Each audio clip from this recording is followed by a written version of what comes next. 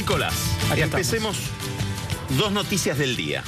Sí, me parece que sirven para introducir después un tema más grande. Las dos noticias del día en materia económica, te diría una, el tipo de cambio mayorista hoy quería irse abajo de 14, si no era por las masivas compras que hizo el Banco Central y otros entes oficiales, hubiera ocurrido. ¿Qué son masivas compras? 250 millones de dólares, más o menos. Es mucha plata. Sobre todo porque eso no es cuestión de un día, sino que hace varios días que está bajo presión el dólar. Hay una huida del dólar hacia el peso.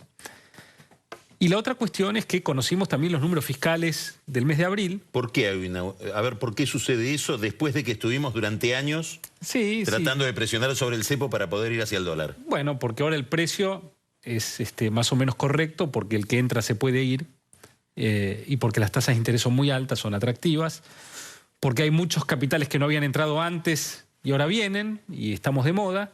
Es una conjunción de cosas, entre las cuales también tenemos que mencionar una más, que es que la demanda todavía sigue reprimida. Es decir, la Argentina liberó el movimiento de capitales financieros, el que viene y se puede llevar la plata y puede depositar a tasas muy altas, pero el que quiere comprar dólares, bueno, algunos pueden y otros no tanto, especialmente en lo que tiene que ver con la actividad real. Con la importación. Con la importación. El gobierno, en defensa del empleo, quiere evitar que ese movimiento hacia la libertad comercial sea muy abrupto, y eso genera que la demanda de divisas que provendría de las importaciones no venga, y entonces todo el esfuerzo pasa por las compras del Banco Central, y en ese esfuerzo hay que emitir pesos que eventualmente son inflacionarios. Si se liberase un poco más la posibilidad de importar, bueno, estaría más repartido y paradójicamente tendríamos un tipo de cambio más competitivo con menos emisión monetaria. Entonces podríamos tener un equilibrio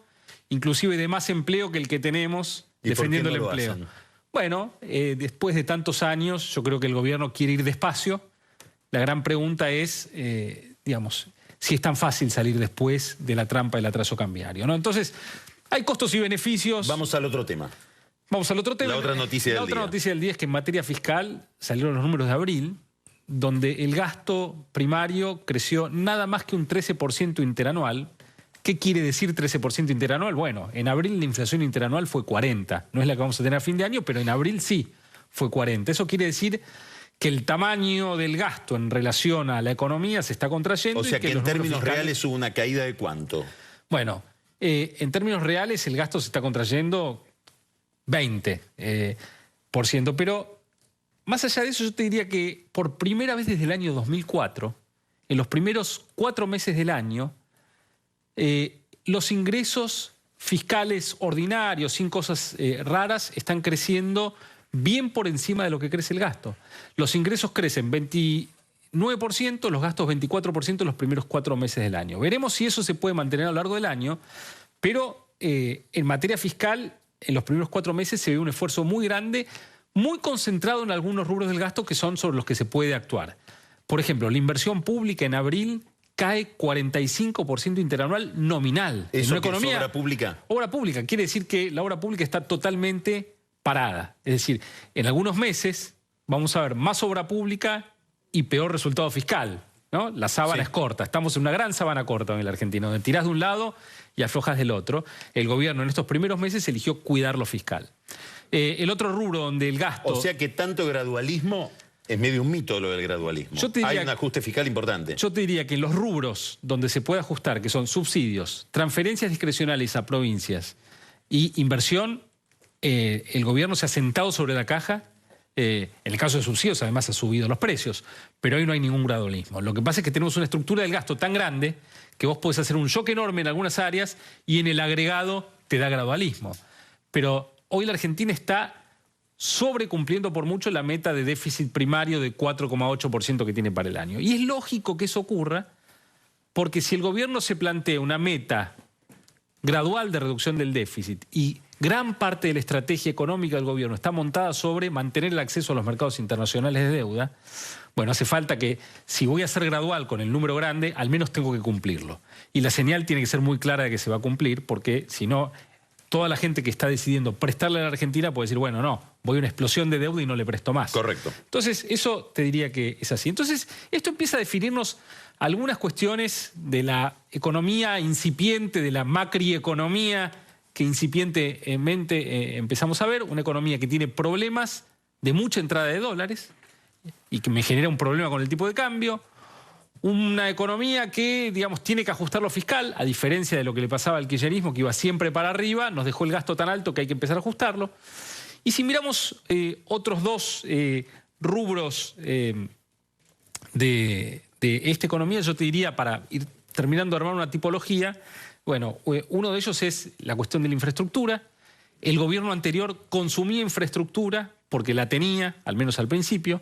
Este tiene que hacerlo. Entonces, el gobierno anterior, digamos, en alguna medida al principio podía crecer porque ya tenía hecha la infraestructura, podía crecer por lo que ya estaba hecho. Por la herencia. Este puede crecer por lo que falta, digamos, porque que falte hacer infraestructura también te da la chance de crecer. Probablemente estén pensando en las elecciones también, ¿no? Bueno, hacerla más adelante. Pero igual, ojo, digamos, cuando yo me consumo la infraestructura y le pongo pedazos de infraestructura en el bolsillo al consumidor, porque no tiene que pagar por nada, bueno, en la calle se siente distinto que el que está invirtiendo en infraestructura, porque parte sale de deuda, parte sale de los bolsillos, ¿no? Entonces, esa es otra cuestión. Una cuarta muy importante sobre la cual el gobierno no puede hacer nada, que es que los precios internacionales de los productos que exporta la Argentina hoy son los mismos que tenía Néstor cuando asumió, porque la soja de Néstor Kirchner de $200 en 2003... Es la de 2003.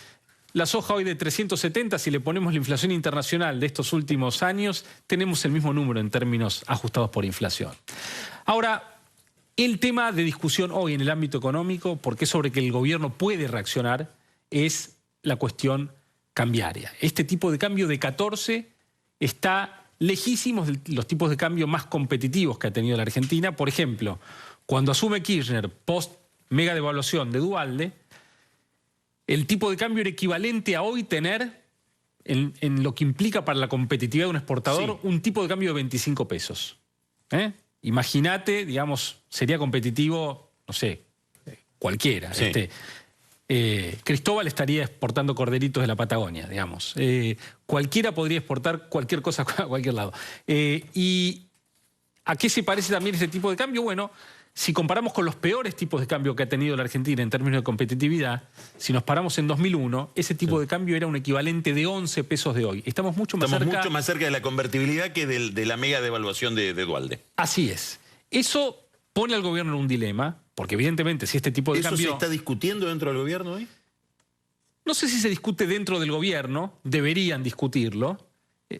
Obviamente dentro del Banco Central esto se conversa, seguramente hay conversaciones entre el Central, Economía y el gobierno. Si a fin de año tuviéramos un tipo de cambio nominal de 14, sería como tener uno de 12 hoy por la inflación que falta que ocurra.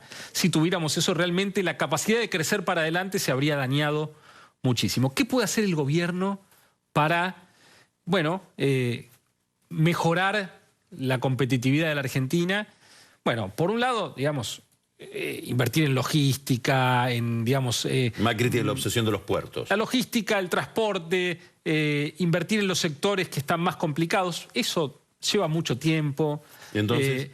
Bueno, para el tipo de cambio uno puede ahorrar más, hacemos lo que podemos, venimos con un déficit muy grande, y la otra cosa que uno puede hacer es abrir más la economía. Si Argentina liberase más la economía, si permitiese que se importe más, que los inversores institucionales puedan invertir en activos externos de manera más libre, comprar dólares, no sé, las compañías de seguros, etcétera, estaríamos ayudando muchísimo al Banco Central en este proceso. Chile lo hizo en la década del 90.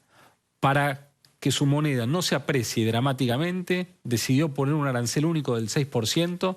Bueno, de este tema vamos a hablar el próximo lunes. A ver, ¿qué pasa entre esta idea y el empresariado tal cual lo tenemos hoy? Es muy interesante. Ahora volvemos enseguida con Pancho Olivera. Después de este brillante comentario de Nico, vamos a hablar de Brasil. Lo que pasó hoy en Brasil.